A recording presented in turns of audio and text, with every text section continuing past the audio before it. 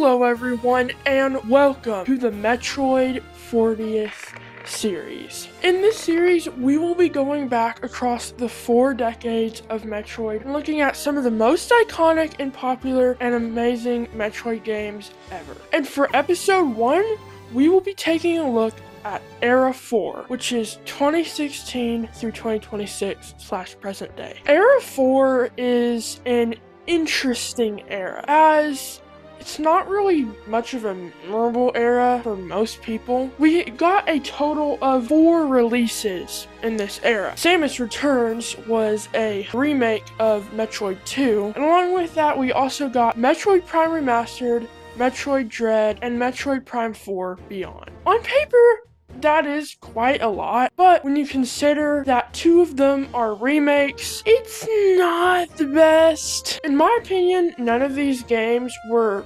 bad. Some people would say that Prime 4 might be bad, but I actually enjoyed it. But by far, the most recognizable and best game that was released in Era 4 is Metroid Dread. So, to take a look back at Era 4, we will be retrospecting Metroid Dread. Let's get started.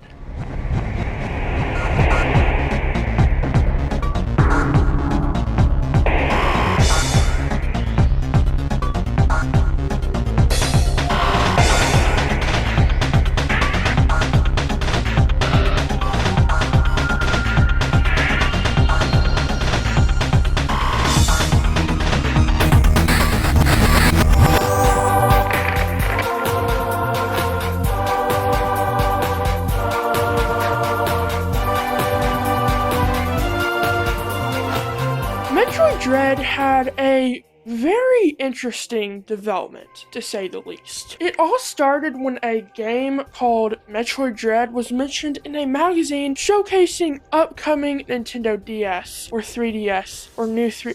I can't remember. I wasn't. Okay, one of those. Showcasing releases for one of those consoles. I believe it was the DS. Fans had got so excited, but nothing really came to pass by that, and Nintendo would neither confirm or deny that that was a real project. But then, the most notable aspect of this, at least in my opinion, was when a scan was found in Metroid Prime 3 stating that Metroid Project Dread was nearing completion. This had got fans excited as they believed that Nintendo was teasing the game, that maybe an announcement was coming soon, but it turned out that that was just a joke by the developers of Metroid Prime 3 Corruption. Shortly after the magazine, I believe, there was an interview with Craig Harris, which I believe was a IGN employee. I'm not exactly sure, but that's what it seemed like to me. Anyways, he said that the story had been fully written for Metroid Dread and that they were just waiting on the technology to do it. About 5 years after that, a YouTuber named Liam Robinson dropped some more info about the development of this supposed game. Apparently, back in 2005, the game was nothing more than just plans and documents, but it was in the very early stages of pre-production. But for some unclear reason, the game got canned, and it's most likely because of hardware and probably some of the rougher titles released around then. But then, out of nowhere, at E3 back in 2021, Nintendo announced Metroid 5 titled Metroid Dread. In some development history interviews with Yoshimi Sakamoto, it was revealed that he had always had this idea in his head. The idea of the dreaded aspect with the Emmy zones, and also ending the Metroid X Samus story arc, which is still unclear exactly how that's going to work since he did say there's more games coming, thankfully. So, yeah, we had to basically wait 15 plus years for this game, but after playing it, I can definitely say it's worth it.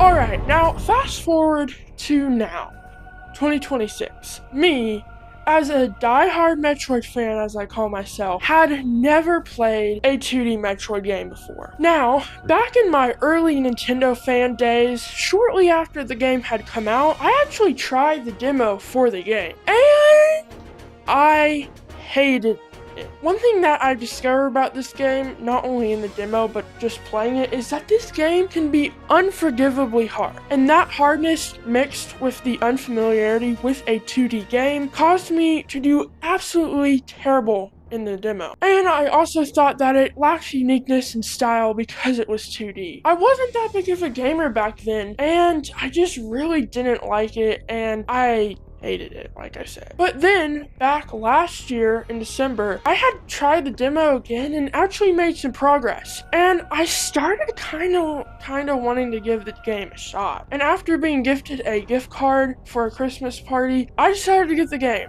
And unsurprisingly, I fell in love. I had always got stuck at that first Emmy because I had no idea what to do. But once I got past that first Emmy and started exploring Dread, the difficulty and skill barrier was gone, and I fell in love.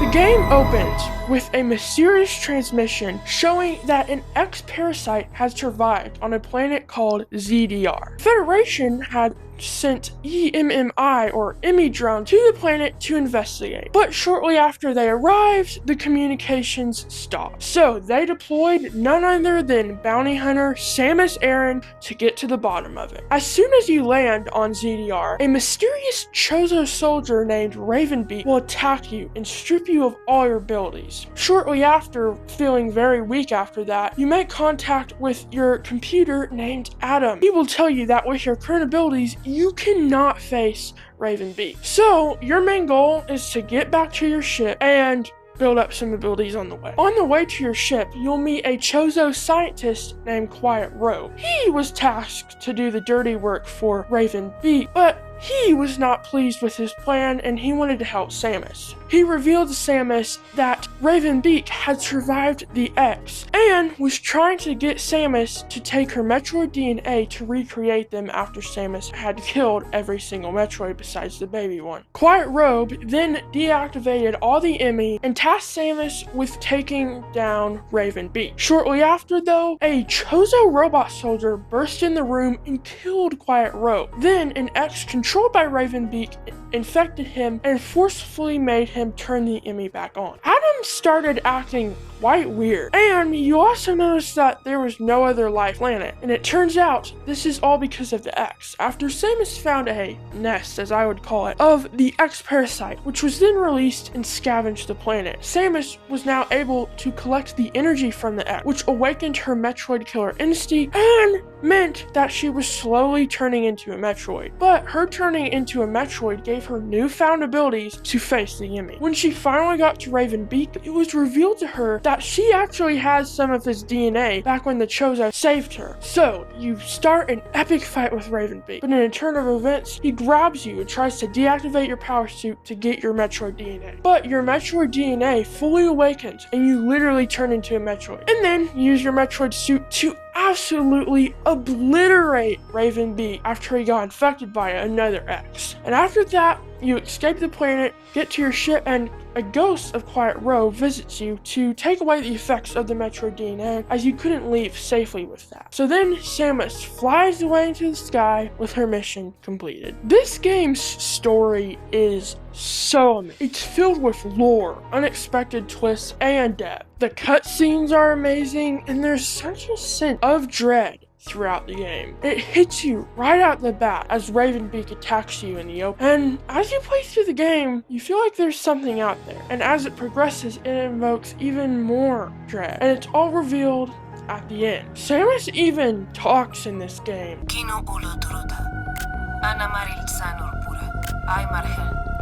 Which I was so shocked, and it didn't even ruin the atmosphere. ZDR also just feels so in touch with the Chozo, with Quiet Robe, and a lot of the Chozo robot soldiers. And honestly, I can't really think of a major complaint with the story. It's literally perfect, almost. It kept me on the edge of my seat the whole time. There are so many moments where my jaw was dropped open, and there was a lot of fear. This game can literally feel like a horror game at points, especially in the beginning with the Emmy zones. This game also has some of the best cutscenes in a game, and it really ties in the story. Another thing about this game is just the feeling of being hunted as a hunter. Ravenbeak shows so much authority over Samus that as you progress and learn more about him, you get the sense of something like lurking over you or chasing you. And that really invokes the feeling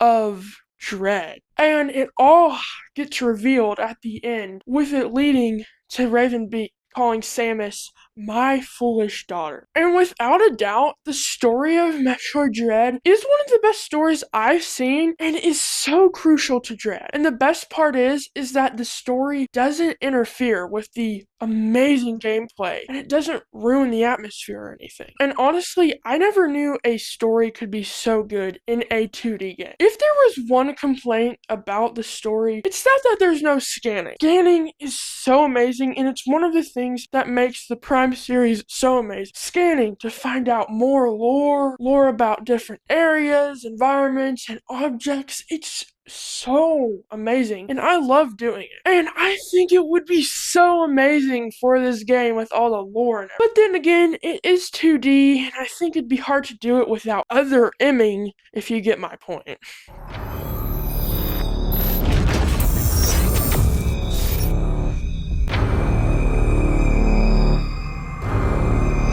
If Ravenbeak's watching eye didn't sell you on the Dread yet, then the Emmy sure will. The Emmy are a huge part of Dread. They start out as a prologue to the game. You get chased by it and you have to run frantically away to find the Omega Cannon to kill it. It kind of just seems small at first, but then you encounter your first Emmy zone. It's a creepy, oddly laid out area with that Veganet across the screen and the film grain with the flickering lights and the unsettling music with the beeping in the background. Not only that, but you're being chased by something that is a literal killer machine that you cannot touch without the one-time use Omega Cannon. The Emmy zones are what sells the essence of Dread for this game. They make you feel powerless. They make you feel like you're in an area where you're not meant to be. And it can make it feel like a horror game at sometimes in the first half of the game.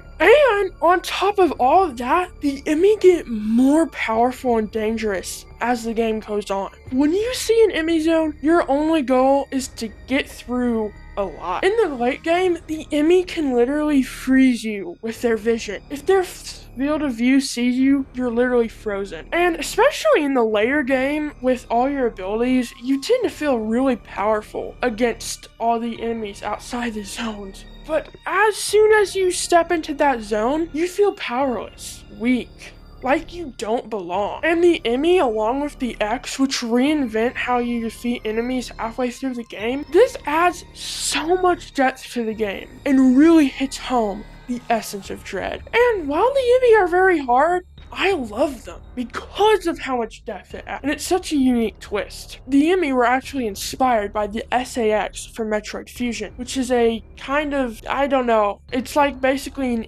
kind of like Dark Samus, I guess. I haven't played that game, so don't quote me on that. But I mean, it does make sense, and it's probably why Yoshia Sakamoto had this idea in his head for so long. And I'm really glad it came to be, because while it's very creepy, it's honestly amazing.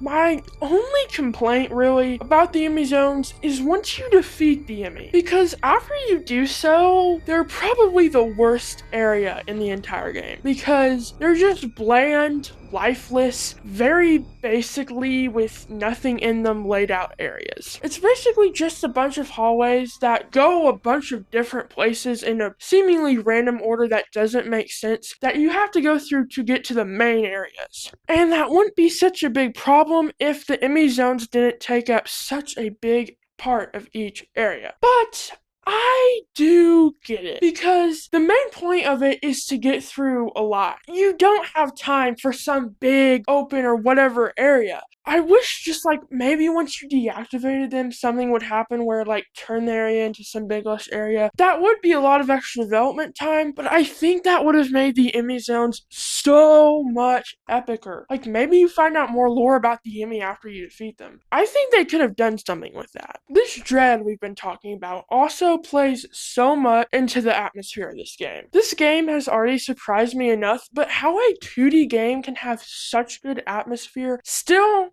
boggles me to this day. On a side note, the environments in this game they're okay, but they do lack uniqueness and variety from what I feel. But I do get that because it is a 2D game and there is only so much you can do, I guess. It's just, compared to the variety and expansiveness of games like Prime, it was a bit disappointing. But for a 2D game, they're by far the best environments I've ever seen. My favorites include Barinia,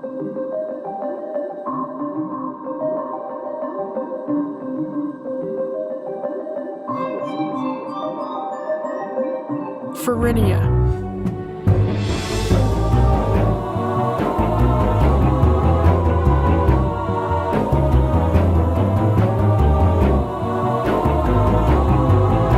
Dorian,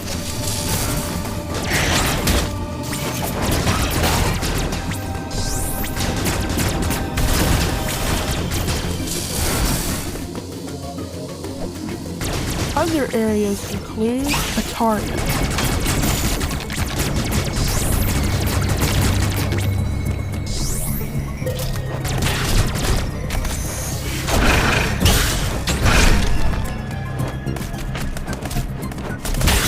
Catalyst,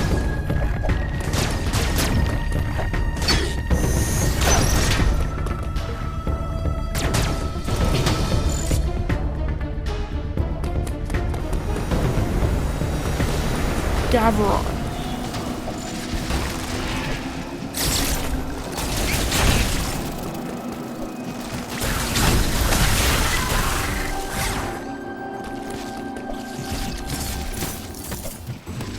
Elon,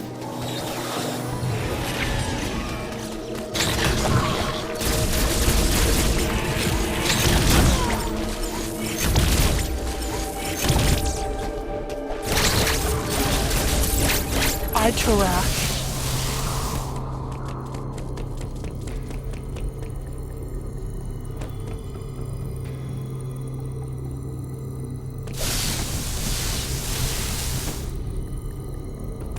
Habinia,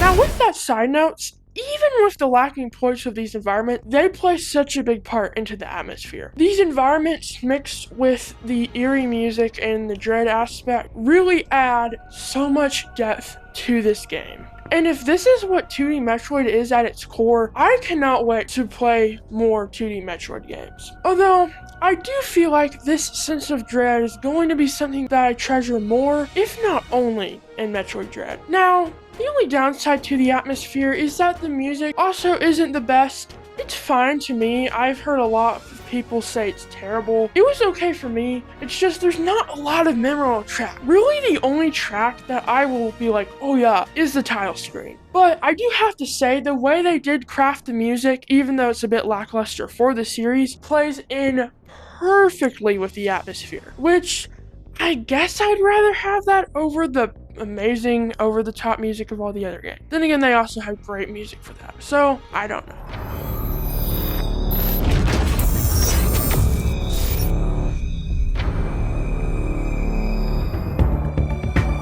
Gameplay is another area where Metroid Dread absolutely cooks.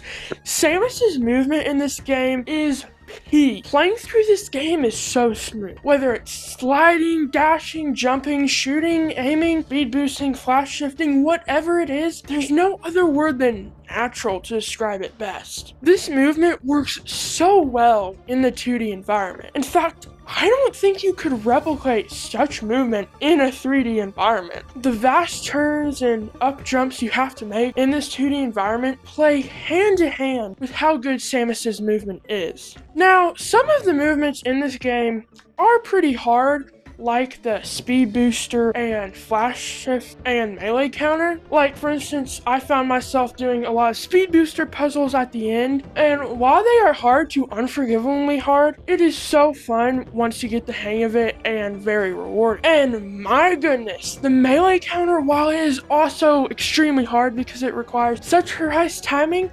man, when you actually get to do it and whip your enemy, it feels so amazing. Flash shifting, sliding, jumping, or whatever the movement is in this game, it's none other than groundbreaking. And the best movement I've ever played in a game. And speaking of hard, one thing is that this game is unforgivably hard, and that was something that took me a long time to overcome. But you know what? I think it adds something to the game. Maybe it's dread. You feel like you're a survivor in sometimes. Although I do feel like it is a bit too hard in some areas. Some people have also made the point that this game expects you to do things that no one would normally expect, like shooting at the ceiling to progress. But for me, it wasn't really a problem since I went into this game expecting that. I mean, after all, Isn't that part of a Metroidvania? but I can see why. As I did get lost a few times, mainly when I was backtracking to get upgrades. And I can see why more so with that too, because there were times where you'd look at the map and think something connects, but it doesn't. To the point where it literally angered me because I'm like, look at this! You can literally see the next room. There is no reason why I have to go this whole separate route. But at least there are teleporters in this game, which make it so much better for backtracking. And that was one complaint with Prime 1, the backtracking with no teleporters. I had always enjoyed it and didn't see the need for a teleporter, but after playing Metroid Dread, I can see what they were saying. So overall, as a first 2D Metroid timer, or a first timer to the 2D Metroid series, I mean, the gameplay is very different, but that's okay, because that's what makes 2D Metroid 2D. That's what makes 2D Metroid special. And then the differences from that to 3D Metroid is what makes 3D Metroid so special. And if they were similar, then there wouldn't really be a point to either of them.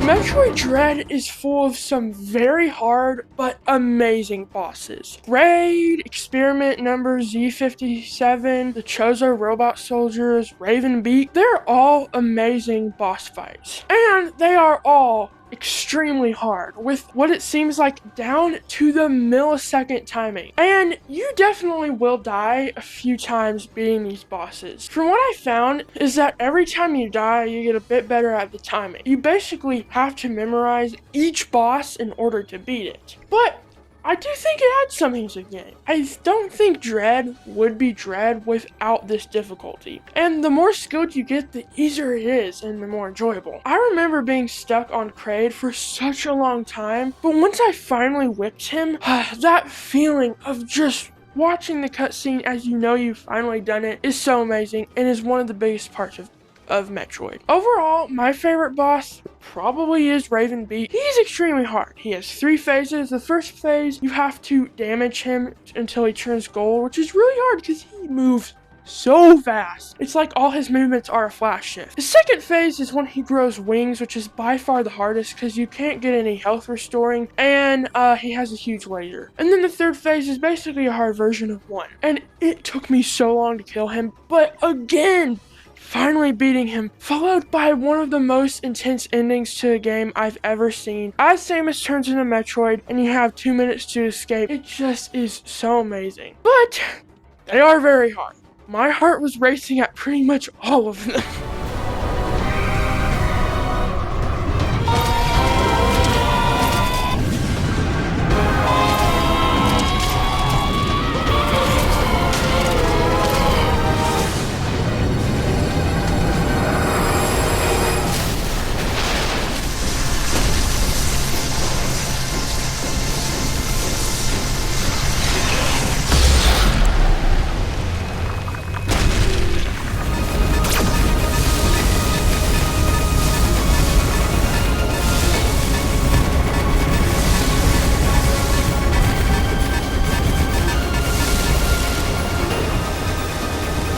by Ravenbeak, I'd say Kraid is my number 2 favorite. It's just a really fun boss fight, and it's very nostalgic, even though I didn't play Super Metroid, but I really like that. I also oddly really like the Chozo soldiers, as I thought they were very cool looking, had some really cool attacks, and it was just really cool seeing Chozo technology like actually working and everything. I'd also give a shout out to experiment number Z57. It was fun, it was very hard though, and not as good as the other ones. But for the most part, every single boss in this game was really amazing. Besides a few like EQs, which were just a bit tedious and weren't really fun. Okay, but we cannot talk about Metroid Dread without talking about Samus's epic abilities in this game. Spider-Matic, Melee, Phantom Cloak, Grapple Beam, Screw Attack, Flash Shift, Wide Beam, Speed Booster, and Shadow Spark, Pulse Radar, and so much more. And paired with the environments, they feel so amazing. Flashing past bosses, speeding through walls, shooting up everything with storm missiles, screwing up everything with screw attack. This is where you feel the power. It's almost like you've already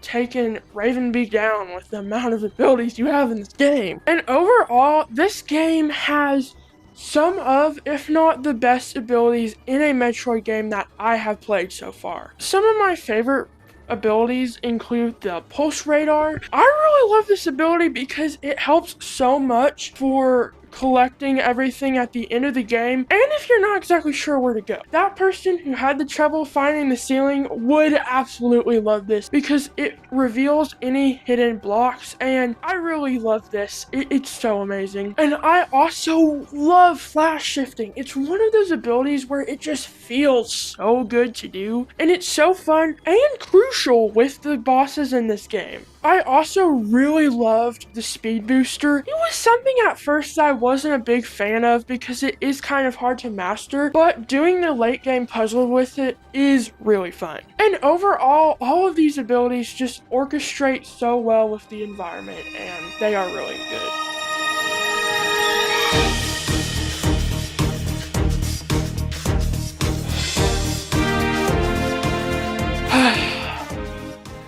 I went from dreading playing a 2D Metroid game. I just wasn't used to it. I had mostly only played 3D games, and demo didn't go over that well. It just wasn't my thing. But this game has changed me. I went from dreading it to loving it. AKA dreading the dread. I just wanted to make that rhyme or whatever. But after playing my first 2D Metroid game, it's taught me that 2D games aren't just some old junk that no one cares about. They're a defined genre that can do stuff that no 3D game can do. And this game has inspired me to play more 2D Metroid games, more 2D games in general. But I have a feeling that this game will be my favorite 2D Metroid after playing more. And it will always hold a special place in my heart as the first 2D game I've played, and the first 2D game that truly changed my perspective on the 2D genre.